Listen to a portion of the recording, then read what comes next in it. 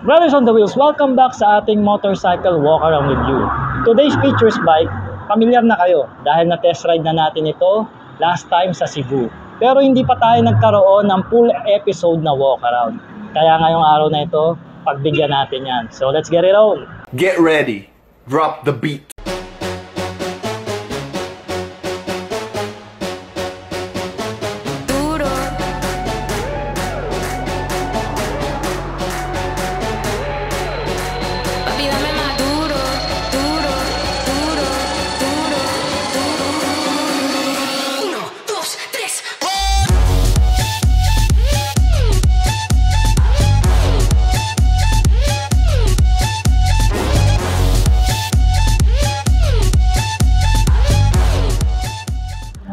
Okay mga brothers, ang kanyang body design. Of course, isa itong scooter. Pero hindi siya yung typical na scooter. Dahil para sa akin, isa siyang touring sports scooter. Makikita nyo naman yung build niya mga brothers. Lumelevel siya sa mga adventure style na motorcycle. Pero automatic. Tsaka yung design dito ng lipan ng kinuha ng Skygo, no?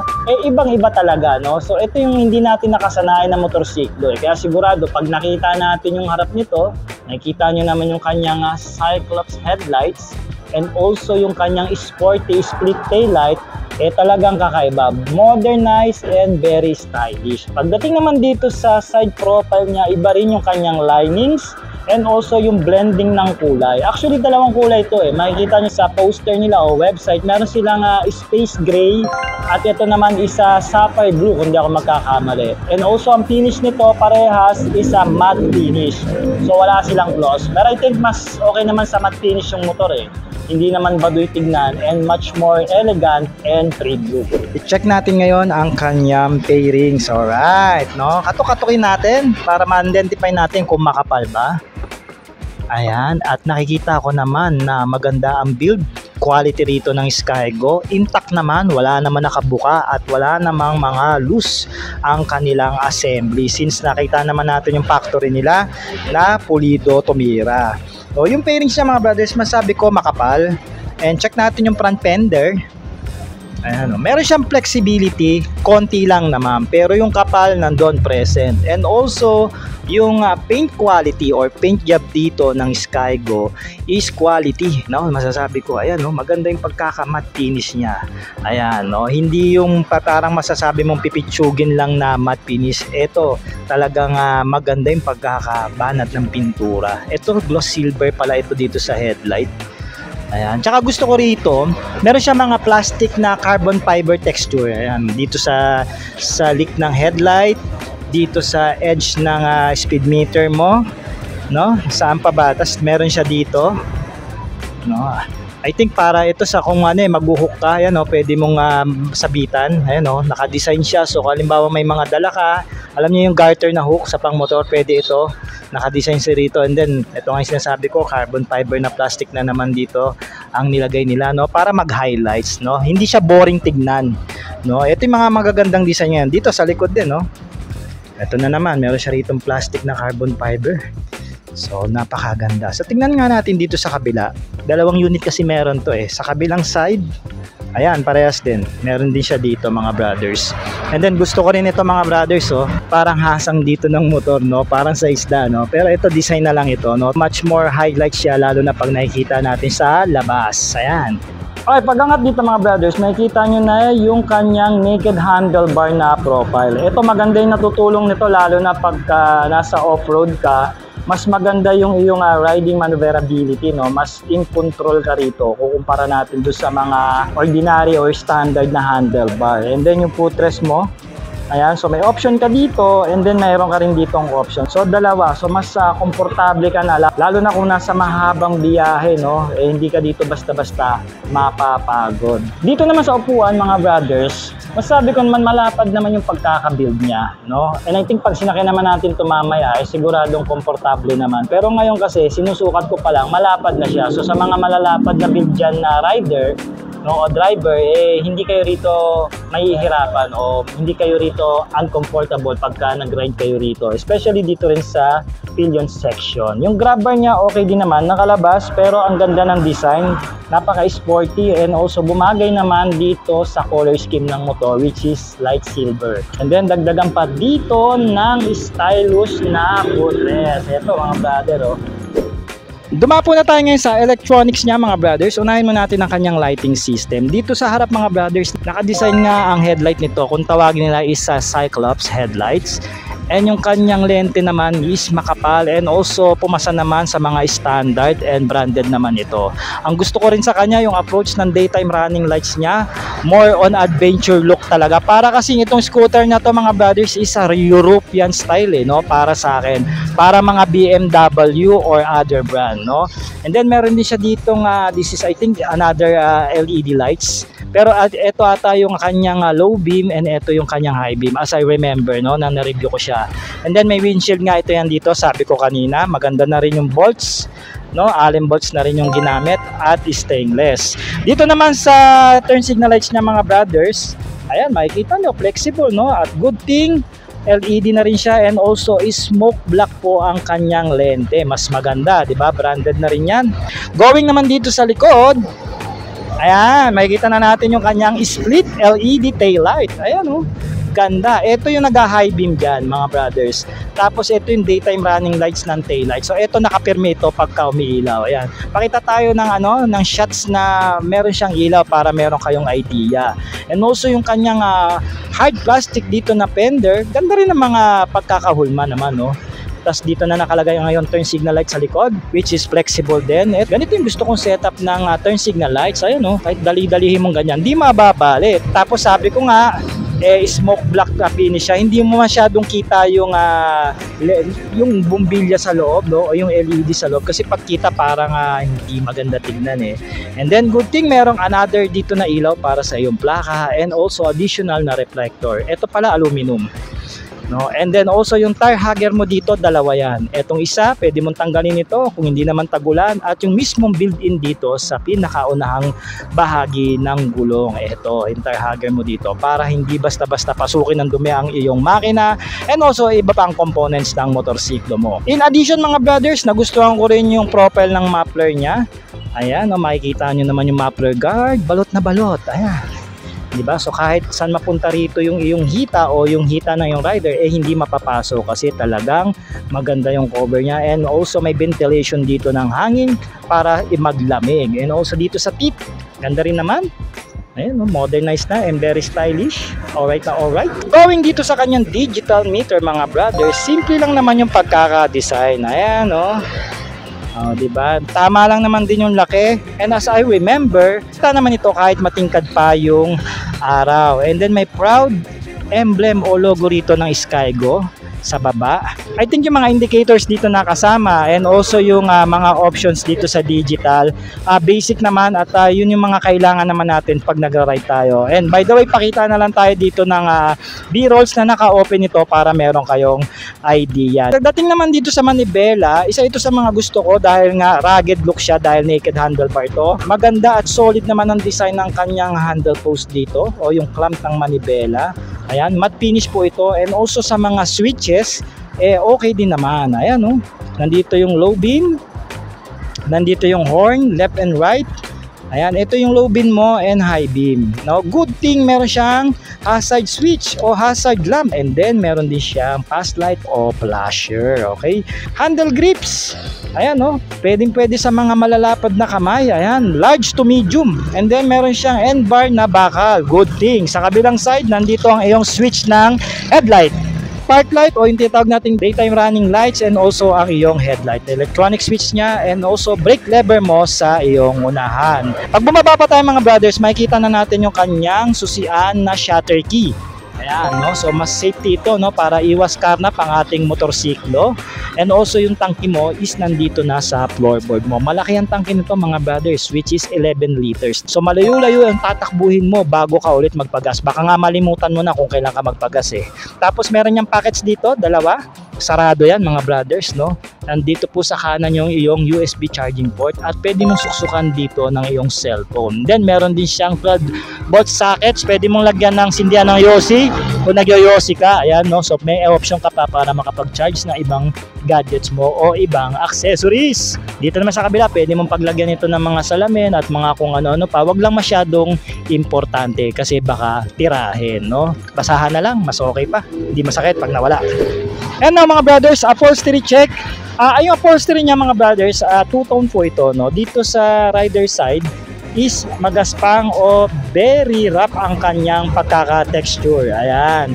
And then dito naman sa pillion side, makinis na siya. Ang ayoko lang dito, manipis yung quality ng iyong upholstery, no? So ito, I think hindi ito magtatagal mga brothers. Siguro kung naaarawan o nauulanan pa itong upholstery mo, hindi ito itatagal, no? So ito siguro isa sa mga upgrades o papalitan mo ng mga aftermarket. Ayan, buksan na natin. Ayan, pag binuksan mo siya mga brothers, meron siyang lock. Ayan, tutunog siya. Then maglalak siya na nakahang yung upuan. So hindi mo nahahawakan. And then pwede mo pa siyang isagad. Ayan. So mas open na open. Ang kagandahan pa sa features ng kanyang underseat mga brothers, meron siyang assist lamp na LED. No? So ito yung switch niya parang sa pinto ng refrigerator. Pag inopen mo, matik magbubukas ito. No? Pag sinara mo, magko-close na ulit yung iyong ilaw. Hindi naman kalakihan ng underseat compartment niya. Bakit? Kasi nga pumasok na rito yung shock niya. No? Yung monoshock dito sa likod. So makakapaglagay ka lang dito siguro ng mga maliliit na gamit, no? Tools, docks, bottle of water, helmet siguro mga half face lang na maliit pa. Ayan eh. No, hindi pa tayo sigurado, no? Pero ganun pa man, meron ka underseat na pwedeng mong paglagyan and also meron ka namang helmet hook dito kung sakaling dalawa yung helmet mo at siguraduhin mo lang meron yung helmet hook na holder para masabit mo siya. Okay? Ito yung grab bar, oh. Diba? Ganda, diba? Sporty looks. Oras na mga brothers para tingnan natin ang kanyang side stand setup, no? So ganito po, side stand ng isang Skygo KTB 150. Buta natin mga brothers. Dahil ako mismo nakakakita in person, side stand siya para sa akin approve. Ayan, no? Tama lang ang higa. Tama lang din ang tindig, no? At pinaka-importante, i-check natin yung paa ng side stand kung nakapasok ba. Ayan. I think para sa akin hindi siya masyadong nakapasok. And also baka pag-grinder ko to, yung mismong stopper niya para pumasok pa siya konti dito. And I think etong side stand kill switch niya, by the way, may features pala siya noon kung maia-atras, no? Pero ganun pa man, hindi naman siya alanganin, no? At alugin natin. O, di ba? Sakto lang naman, no? Okay mga brothers, seat height is around 750 lang ata to o 60. Ayan, so i-plug na lang natin yung eksakto, pero mababa siya for the height ng 5'4 lang, oh. Nakalapat na yung aking dalawang paa mga brothers. And also gusto ko sa kanya, may cuts dito yung fairings niya, no? So mas pumapasok pa lalo yung dalawa kong hita, kaya mas lumalapat lalo yung aking dalawang paa sa sahig. So ngayon mga brothers, nakahinto naman yung motor. Hindi naman siya ganun kabigat, pero nagtitimbang siya ng 143 kg in wet weight. No, pag sinabing wet weight, kasama na po yung langis, full tank of gas at mga kung ano-ano pa. Eh, hindi naman siya ganun. So kung kahit nakatigil ka rito, kaya nga nasabi ko, nakalapat naman yung paa ko, eh hindi naman siya nakakailang, no? Iba kasing motor, pag sobrang bigat, sobrang taas, matutumba mo talaga, lalo na pagka nakahinto ka sa mga traffic at sa mga iba pang sitwasyon. Pero eto, goods na goods. Tapos ang gusto ko pa sa kanya, yung turn radius ng kanyang manibela o handlebar, eh malaki. Ayan, di ka mabibitin dito magmanubra. Ayan, no? Uy, pumunta ako sa, sa gutter. Pero ayun, pwede naman, oh. Ayan, may gutter siya ngayon. Pwede kong atras dito. O, di ba? And also yung rebound at saka compression ng kanyang shocks, maganda to mga brothers. Kahit dinowngrade na ng Skygo yung front telescopic port nito, kasi originally nito is inverted port, okay naman yung front suspension, no? Pagdating sa compression, hindi naman sobrang lambot, hindi naman sobrang talbog, tama lang, no? And also yung kanyang monoshock dito sa likod, isa pa ito sa highlights ng motor, okay din yung kanyang performance. Nung nasakyan ko to, wala akong masabi. Concrete road, off-road, okay siya. Siguro lalo na pagka pinalitan mo yung gulong niya ng dual sports, ay nako, rock and roll na to mga brothers. Okay, check natin yung kanyang suspension. Dito sa harap mga brothers, nagamit ito ng conventional telescopic fork. Dito po yung dinowngrade ng Skygo, no? Para maging affordable sa ating mga masang Pilipino. And hopefully siguro baka pag naglabas sila ng panibagong version, palitan na nila ito ng inverted fork, which is yun naman yung original nga talaga. Okay? And then naka-disc brake ito mga brothers, na dalawa ang kanyang piston pagdating sa caliper. So mas maganda ito, Ma'am Reno, kumpara sa single piston. Dito naman sa gulong, nagamit ito ng mags ng 14 inches na merong 1, 2, 3, 4, 5, 6, 7, 8 spokes na mags, no? And I think this is aluminum. Hindi ako nagkakamali. At ang size ng gulong niya is 100 by 80 at 14 inches na sabi ko. Good thing naka-tubeless na ito at meron siyang treads na pang e-street. Yung compound naman ng kanyang gulong mga brothers, pwede na rin, may pagka-soft touch na rin o pagka-soft finish. So pwede mo na rin pudpurin, especially kung niloload mo pa lang yung motorsiklo. Dito sa likod mga brothers, nakikita natin yung kanyang adjustable monoshock. Kaya nandito siya sa gilid hindi siya naka-centered. Para guess, dahil nga nakakabit siya doon sa kanyang aluminum na swing arm dito sa gilid, no? Single-sided kasi ito dahil scooter, no?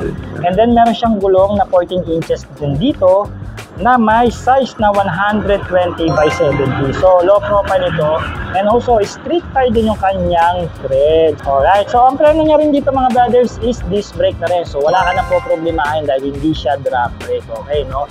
At original version nito mga brothers is naka ABS. Gaya nga ng sabi ko, baka pag naglabas ng panibagong version ng Skygo is naka inverted fork na yung harap, and also meron na rin siyang ABS. Kahit single channel lang, no? Pero much better dual channel na, and then dagdag na lang ng konti sa presyo. Baka kaya ng Skygo. Kaya Skygo, baka naman. Usaping makina mga brothers, isa nga sa highlights nito is naka-liquid cooled na siya. Ayan mga brothers, no? So alam naman natin mga Pilipino, basta mga scooter, gusto niya naka-liquid cooled na. So ito po is naka-water cooled o liquid cooled ang kanyang cooling system. And then meron siyang power na 12 horsepower and also 11 Newton meter of torque, na para sa akin hindi naman overpower at hindi rin naman underpower pagdating sa isang touring scooter. Kaya nga the word touring mga brothers, ibig sabihin chill ride, tamang pasyal, nagko-cruise ka lang, di ba? So sa mga maghahanap diyan, bakit ganito ganyan daw? Hindi naman siya performance sporty scooter mga brothers, no? Baka hindi ito yung hinahanap mo. And also meron nga rin itong dalawang bulbs, single overhead cam siya, and of course fuel injected na rin ito, no? So meron nga itong range na 41 kilometers per liter in fuel consumption, at syempre magdidepende pa rin yan sa riding behavior mo o ng isang rider, no? So pwede pa yan tumaas, pwede naman din yan bumaba, depende pa rin yan sa road condition and also yung bigat mo at saka yung wind drag sa isang lugar. Alright mga brothers, available na nga ito sa lahat ng Skygo branches nationwide, no? And also may presyo nga siya ng 104,500 pesos. And also kung gusto niyo naman i-loan, nandiyan naman yung presyo para meron kayong idea, no? So mga brothers, pwede nyo rin po akong kontakin kung interested po kayo sa motor na ito, since ahente naman po ako ng Skygo, at pwede po kayong ma-assist sa inyong mga concern, lalo na sa mga requirements and also sa pricing. So by the way mga brothers, kung nagustuhan nyo po ang ating walk around dito sa KTV 150 ng Skygo na isang touring sports scooter, mag-leave naman kayo ng comments sa comment section. At syempre pag-usapan natin yan doon, no? So mga brothers, ako nga po ulit si Art ng Short Moto. Maraming salamat po sa pagsama nyo lagi sa ating walk around series. At dahil dyan, cheers!